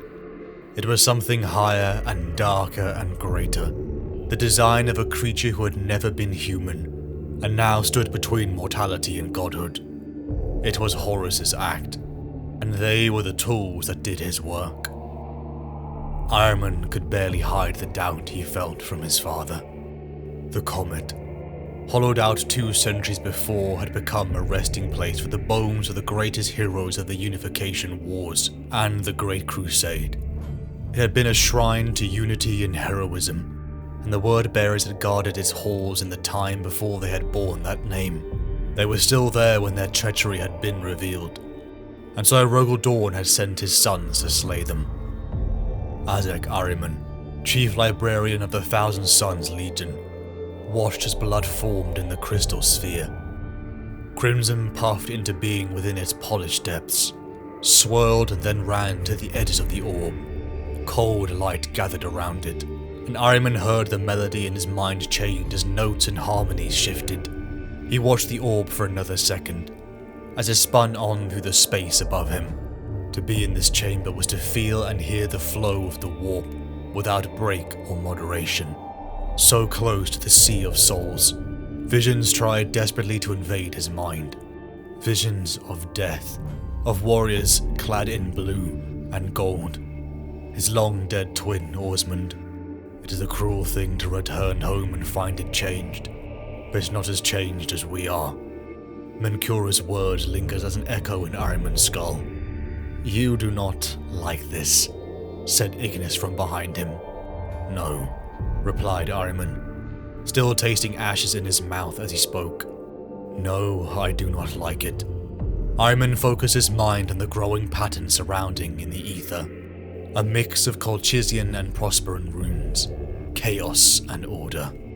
The word-bearers accompanying them disgusted him and his brothers. Blood-lacquered plate fit with books bound in human skin. Faith and ignorance are so often alloyed they might as well be called one, sent Ignis. "An observation we can all agree on," replied Ahriman. The chains holding the solitarium broke before they were unfastened, their substance dissolving to light and smoke. It hung a meter above the floor of the chamber, sparks of multicolored light ethered into the void. 2 of the word-bearers were on their knees, tongueless mouths filling with blood as they thanked their gods. Ahriman felt the storm winds rising in the realm beyond. He gave a single nod. Ahriman plunged into a sea of memory. The remains of bone reflected the souls who had fallen in the Unification Wars. He trudged through glaciers of ice, through hive cities. He saw the dead and took memory. "There is no time for this," Ignis sent. "It matters," Ahriman sent. "In the end, everything is dust. But what we do before we become dust matters. What things were matters." Ahriman kept moving. To the center of the comet shrine as his mind plunged in and out of the storm of memory. He strode into a hall of bone, cut with rune lines from decades of word-bearer etchings and sacrifice.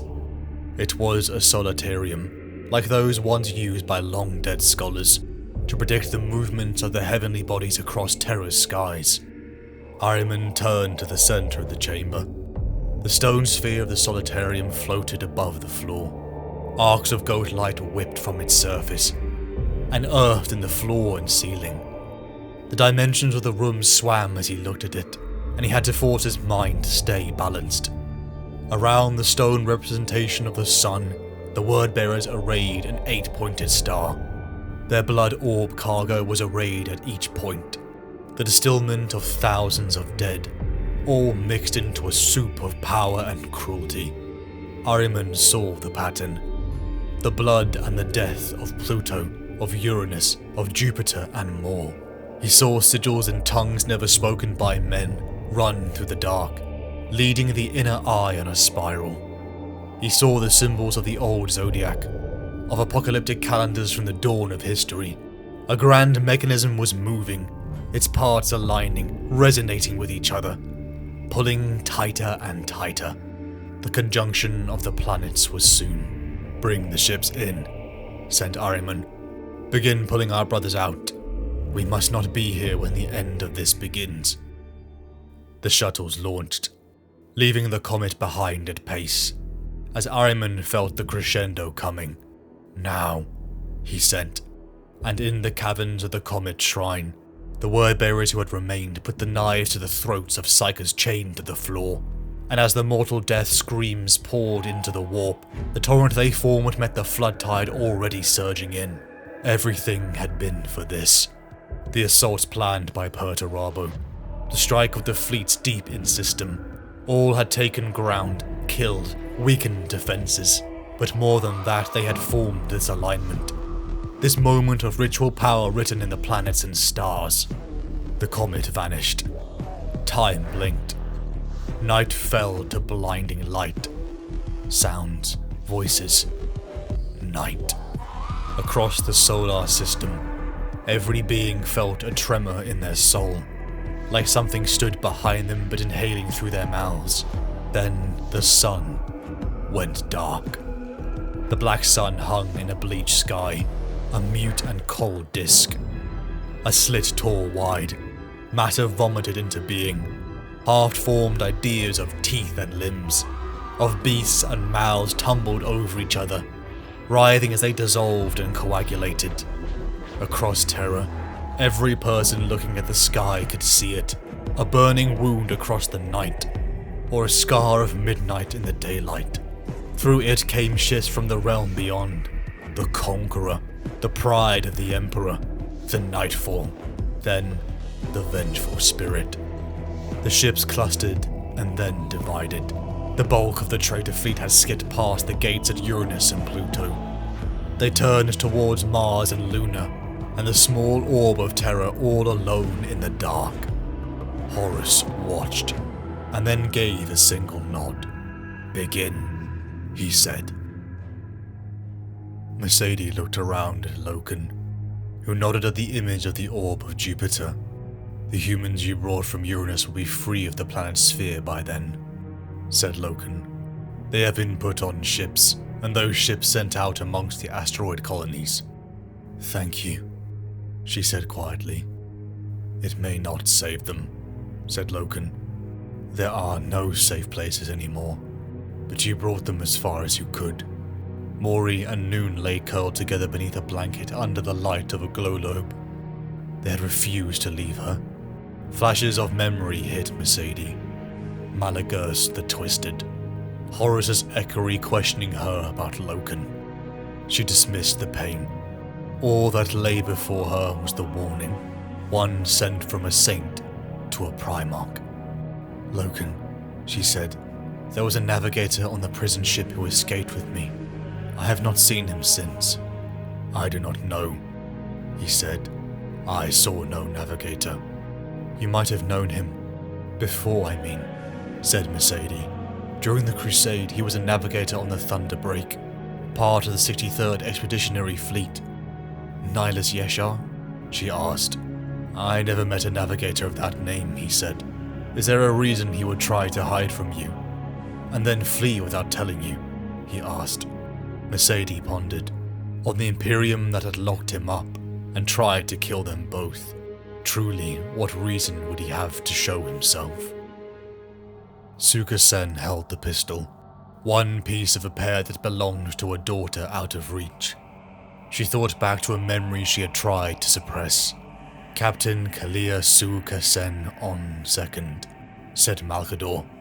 "Killed in action, Istvan." That is what the updated record would read. An end of sorts, she supposed. Suka Sen fancied she could feel a tremble as the phalanx began to move. Half of the command staff had relocated with Rogel Dawn to the phalanx's command bastion. It was a fortress grown from a greater fortress. 1/3 of a kilometer long, the command bastion rose in 2 towers of black stone, linked by bridges of plasteel and marble. "Signal the fleet elements in Terran orbit," said Dawn, as data lenses rose around the platform edge. "All forces to integrate to our command. All are to stand by for engagement order." Suka Sen began to siphon off information from the wider battlesphere, stretching her awareness out to the engagement around Mars, folding in the intelligence from Uranus, Neptune, Saturn and Jupiter, all burned under the traitor's fist. A signal punched directly to her command dais, a call for a direct meeting with Rogel Dawn. It came from Garviel Loken. The Blood Angel's ship Red Tear and Lamentation of War cut wide of the close formation of the main fleets above Luna, and came about to unleash boarding torpedoes into the flanks of the ships, vying for the gulf between Luna and Terra. Each torpedo carried 10 Sons of Sanguinius. All had painted a portion of their armor with the black Slaltier of Death Oath. Each knew that he would fall in this fight, and that his oath of moment would be his last. Luna would fall, but it would fall in blood and death to both sides. Abaddon and Zardu Layak stared out to the approaching fleet, like fire ships of a long-dead era. The Sons of Sanguinius and their allies were preparing to launch their corpses upon them, ready to drag them down too to the underworld. Cities of steel collided as the Blood Angels tore into the center formation. The war oath shrieked as it began to break apart. Abaddon closed his eyes. "Activate," he said. The teleportation generators convulsed and threw them into the void beyond. An aching instant of time unfurled. Abaddon opened his eyes. Around him, the whirlwind of darkness became the smooth stone of Luna's caverns. There were figures moving beyond the settling shadows, clad in amber yellow, guns firing, bolts and beams converging on him and the circle of warriors around him. Reality asserted itself like a hammer blow. They were deep under the surface of Luna, right before the gene lab that had created the Astartes. "Fire," he said, and around him the first of Horus's warriors set foot on the world that had made them. Munitions and damage gored Abaddon, as he reaped a bloody toll through the layered defense of the Imperial fists. Before Abaddon lay a circular door, set in the curve of the passage wall. Low-relief images moved across its surface in silver, figures in crescent headdresses and burning torches.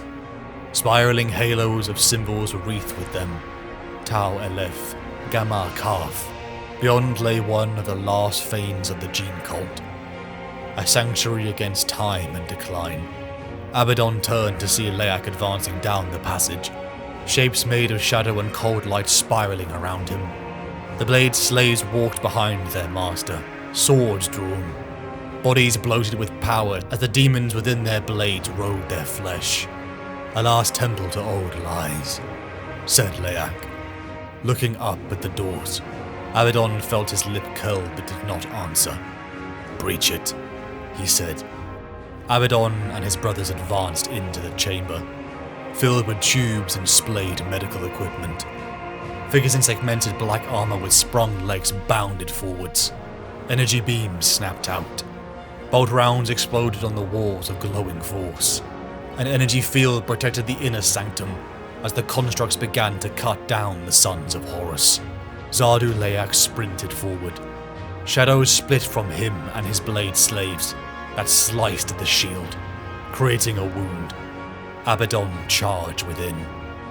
Heliosa 78, sole surviving matriarch of the Selenar, lay within, surrounded by technologies far beyond his understanding, but still he moved. He saw her.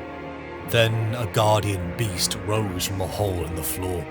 Its shape was that of a lion crossed with a scorpion, skinned in graphite and oxidized bronze. The beast bounded into Leyak. The priest spun, but the beast was faster. It struck Leyak and cannoned him back off his feet. Armor tore. Blood splattered across the black stone. It pounced forward and gasped the word-bearer in its jaw, as his blade slaves tried desperately to slice at his legs. A stinger punched right through a blade slave, as black blood sprayed across the floor. Abaddon charged, sliding underneath the beast and roaring his power fist through its gut. The dying beast twisted in his grasp as he lifted it and threw it at the energy fields. Blinding light filled the chamber as false thunder shrieked. The fields vanished. The remains of the great beast struck the floor, mangled, charred and half-melted. The path. The Selenar was ahead, but Abaddon turned back to Leyak, who lay wounded on the floor. "What are you doing?" rasped Leyak, not taking the offered hand. "I remember and repay my bonds and oaths," said Abaddon. "You came to my side, now I come to yours." "But the mission," rasped Leyak. "The way is open. The matriarch will destroy what you have come here for." "No," said Abaddon. "She will not." Abaddon strode up to Heliosa 78, sole surviving matriarch of the Selenar. Her hand hovered over a detonation tool that he knew she could not bring herself to press. She was shaking. "I make you an offer, matriarch. The same bargain that you made with our creator. Live and serve, or die and see all you believe and love become ashes." Heliosa looked at him, blank eyes in a silver helm. Then she bowed her head. "The Selenar will serve," she said. "What is the will of the War Master?" "Build us warriors, matriarch," he said, without looking at her. "Build us legions." A grey ship docked within the phalanx as it broke Terran orbit. Huskars surrounded Mercedes and Loken as they crossed the docking limb. All around them the phalanx trembled as it pushed into open space and towards its enemy. Mercedes Ollerton walked beside Garviel Loken, a friendship born in the Great Crusade, a past forever tainted by Horus. A near decade ago, it was Mercedes, Euphrates Keeler and Nathaniel Garrow of the Death Guard who brought the news of betrayal to Dawn. Perhaps that was why he had allowed them on board without hesitation, because once before, he almost didn't listen. Sukasen felt a growing shadow. Then Alert screamed across her controls as the phalanx came to full alert. From the viewport all could see, the sun was black, swallowed by shadow. Mercedes fell to her knees as more memories rushed to the forefront.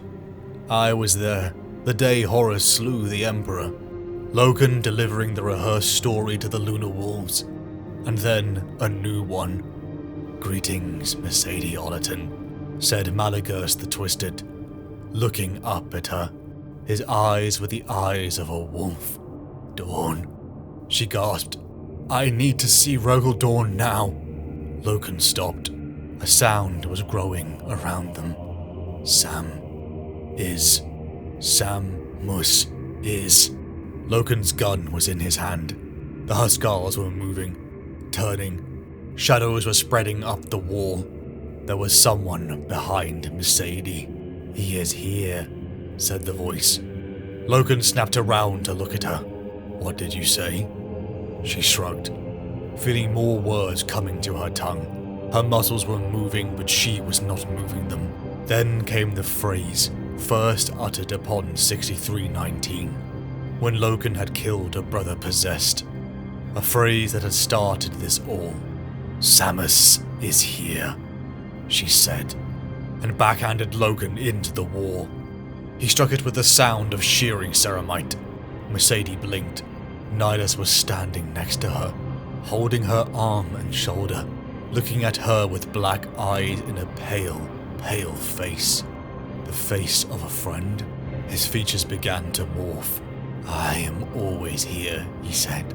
"I am the man beside you," said Samus. A laugh. A full, high laugh that might have been Nihilus, or Keeler, or Loken, or the howl of wolves in a winter-shrouded forest, and the image of Malagurst, a knife and a stone table. "I was used," Mercedes whispered into the vision. The face of Euphrates Keeler looked up at her. There was blood on Keeler's grey robe, a wet, bright splatter from forehead to fingers. She was picking her teeth with a piece of broken glass. "You were never Keeler," she said. "No," said the bloody face of Keeler. "But you wanted to believe so much that it made it an easy choice of what face to wear." The false Keeler laughed. "Oh, you are wondering about before. About the dream and the message about Loken. About saying goodbye. Did you like that touch?" Mercedes tried to force her jaw open. The mouth of Keeler's face twitched and she shrugged. Mercedes gasped. "The message. The design in the warp. None of it was real." "No, all of it was real," said the thing. It was looking at its arm like a child at a toy that it did not understand. It placed the tip of the glass against the skin. Black ran from the point. "The best lies are truth. There is a great design in the warp that is undoing the barrier between worlds and delivering the War Master to the heart of the solar system. You are part of it. A small part, but a part.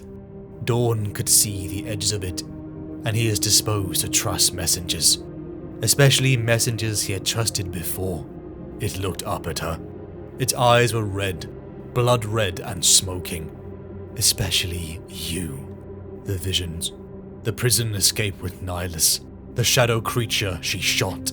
It was all a lie to bring Samus here. Shadows flowed through the phalanx.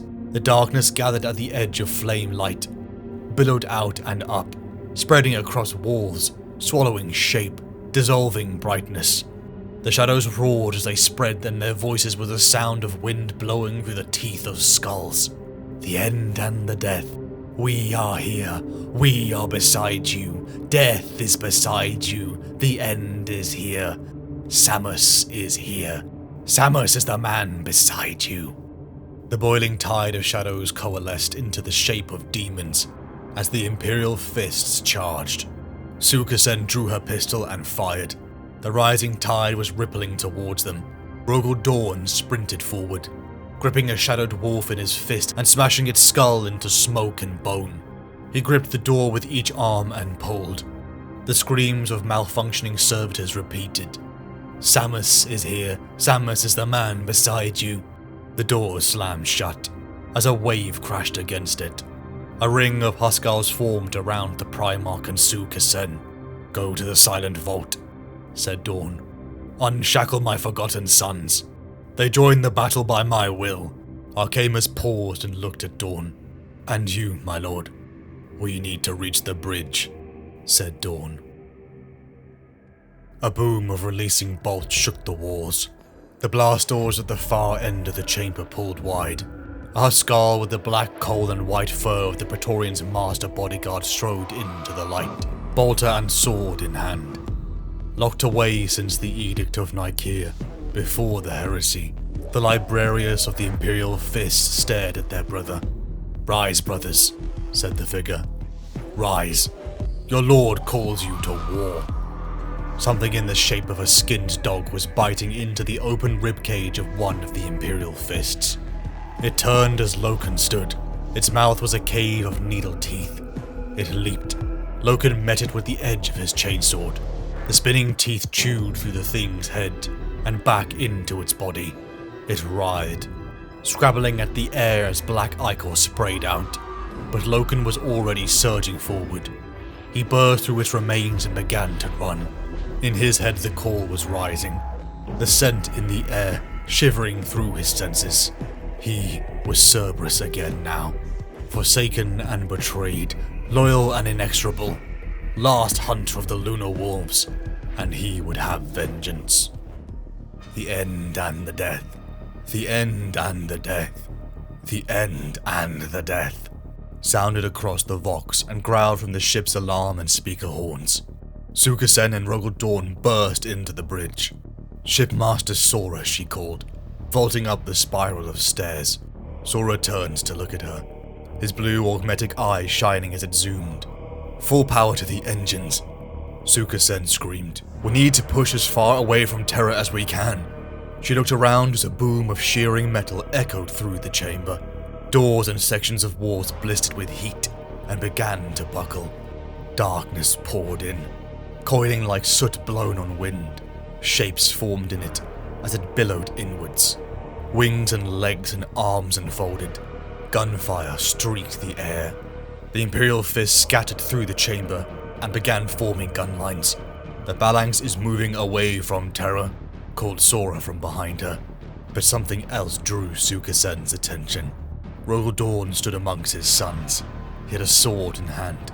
The weapon was forged for a space marine, long-hafted with a blade as tall as a mortal human. The warrior that he had taken it from would have borne it to battle with both hands.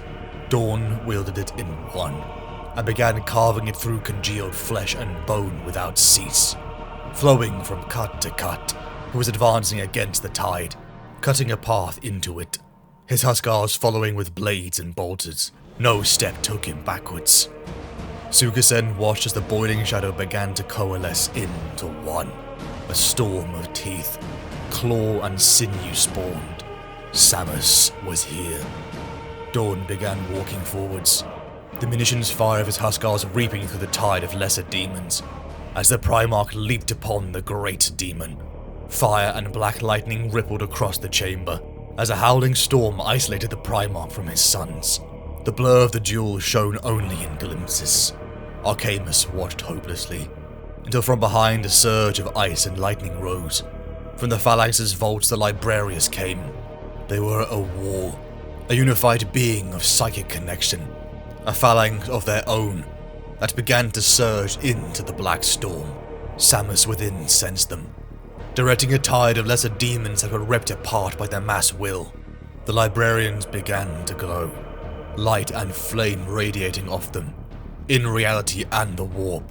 An eagle of brilliant gold burst into existence and surged towards Samus, talons and beak rending demon flesh. An opening seized by the Primarch as he carved the form of Samus apart. Dawn turned as peace began to reign, but then a corpse of one of the Huskarls raised its head from the deck. Its helm was torn, its eyes were pits of red fire, and the dead rose in the air once more, fire bursting from within. A laughter echoed around them. "Samus will be your end," it chuckled, as the storm once again rose. The battle reignited. More of Dawn's sons fell as he and Samus traded blows. Both were bloody and caked in gore, yet Dawn and his sons knew they could not win this fight. "Now you see," said the voice behind Mercedes. "There is no way out." And she did see. She saw the frozen moment, as Rogel Dawn swung his blade to meet the claws of the demon for a second time. She saw the traitors closing on the phalanx, and the few wounded ships of Sigismund's fleet plunge into them firing, lashing out with desperate ferocity. She saw demons stalking the phalanx's deep holds, and Machine Space's Imperial Fist cut them down with bolter and blade. The vision vanished, and Mercedes saw where she truly was. It was in a rippling storm that Mercedes saw Garviel Loken approaching, their surroundings bubbling and morphing to resemble where it all began. 6319. "Samus!" Cerberus rasped through his rage, his vision blurred. It was Samus. He snapped forwards, sword lightning, arm raising, Cerberus snarling rage and vengeance with his mouth. Mercedes turned. Blood had run from her eyes and clotted on her cheeks. "Loken," she cried, eyes wide with terror. "Loken!" His blow faltered. "Mercedes." She took a step towards him, hands raising, fingers shaking. "Oh, you poor fool," she said, and she smiled as her hands closed on his wrists, with a sound of shattering ceramite and snapping bone. He fell, and Loken turned to see the bleeding form of Mercedes Ollerton above him, a sword too large for a mortal human in her hand, wielded with ease. She raised it. "No," said Mercedes. She heard the word in her mind and felt it come from her mouth. The presence behind her, the shadow in her mind, recoiled. "I think that this story ends somewhere else," she said. And, slowly, with all the will and rage that gathered to her, the voices of dead shouting from memories, she turned around and looked behind her. "The end," she said. The thing snarled, its ragged shape looming above her. "And the death." The sword struck the demon in his throat and punched out of its back. Yellow eyes went wide. Shadows collapsed. It was not dead, she knew, but she had bought herself some time. "Loken," she said. He looked at her, and there was suspicion and rage in his eyes. He was already halfway to his feet, fresh blood scattered from tears in his armor. "It's all right," she said. She could feel a burning presence building in the distance of her thoughts. "It's me. The demon. It is not here now, but it will be coming back, and this needs to be over before it does." She saw the recognition in his eyes. "I am sorry," she said, before he could speak. "I am sorry, but I doubt anyone will ever know your story. Maybe for the best. It is a good tale, but I've always thought I would struggle to do it justice." Mercedes smiled one last time. "Thank you, old friend," she said, and let herself fall back into the glow of a plasma conduit. A howl of rage tore into her mind as a presence like night poured back into her soul. Sukasen looked over the damage to the phalanx. Dawn had given her command of the vessel, ordering her to retreat into space. The war for the soil of humanity's birthplace would begin in earnest.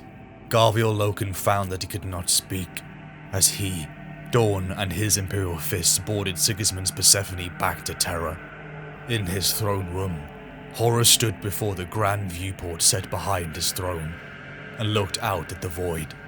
He saw the desolation of Pluto, the capture of Uranus, the ship corpses above Jupiter's orbit. He saw the forces of the Mechanicum rise from the surface of Mars. He saw the battlements of Luna fall, and then come alight with industry. And then he looked towards the Imperial Palace upon Terra. "All ends are mine," he said to the light beyond. And in the void his host bore down on the throne world of the Imperium. On the 13th day, the first munitions fell upon Terra. Here we are. Here we are, at last. The man does not look up from the fire. It has almost died to embers. The glow held in each splintered branch is fading from yellow to red as he watches it. The stranger who stands on the other side of the fire is tall and broad, with a face distilled from the images of kings and conquerors through the ages.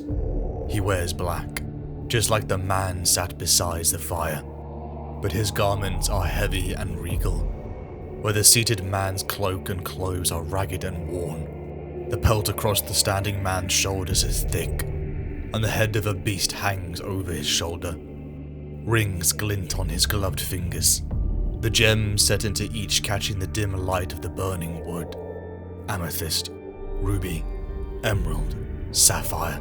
Will you not talk now, Father? Will you not tell me the truth? Says Horus. He squats down, eye catching the ember glow just as the rings on his fingers do. I am here. I am here alone. The man beside the fire raises his head slowly. He looks old, his skin lined and folded with time, his hair white, but his eyes are black from edge to edge, like the holes left for eyes in the bronze statues of dead ages. You are never alone now, he says, and turns his gaze to the shadows in the trees. I see you, he says to the dark. For an instant the fire flares bright, sparks fountain up, and the light is not dim but building. Brilliance pours into the space between the bare trunks and branches. Things of feather and fur and scale and bone shrink and snarl, but they do not retreat. The shadows flow back to press close around the ember glow. Hypocrisy and hubris, Father. I don't know why it never struck me before it was revealed to me. You are a despot, no better than those whom you cast down to make your realm. A king with a false crown, who built his throne on lies and slaughter and maintains it by force. Higher purpose, greater ends to justify any deed. All are just the painted skin on a rotting skull. I know, Father. I have seen. The man beside the fire does not move, and the void of his gaze holds unblinking. Illumination. That is what you used to call our goal. Truth and light. Well, I have seen it, Father. I am illuminated. All is revealed to my sight, and there is no veil between me and the flame of truth. Horus shifts, and for a second he does not seem a man, but a shadow of something vast and hunched and furred caught in the light of a blaze, much brighter than the fading embers before them. You still have some strength, says Horus, and raises his ringed hand. Slowly, he reaches down into the fire and grips a glowing shard of wood. He lifts it, smoke fuming from where his skin chars. Horus holds the ember up, and the red fire glow lights his face. The heat in the fire fades, becomes cold black, then powdered ash. Horus looks to the Emperor for a long second, and then stands, his presence stretching up into the bare branches and night sky. But you are not strong enough. You never were. The Emperor looks back to the dead ash of the fire before him. Then he closes his eyes, and the image of forest and fire and the face of his false son flee away into the distance. And there is only the voice of Horus, cold and laughing as it echoes after. Run. Run, Father, and know that I am coming. Run!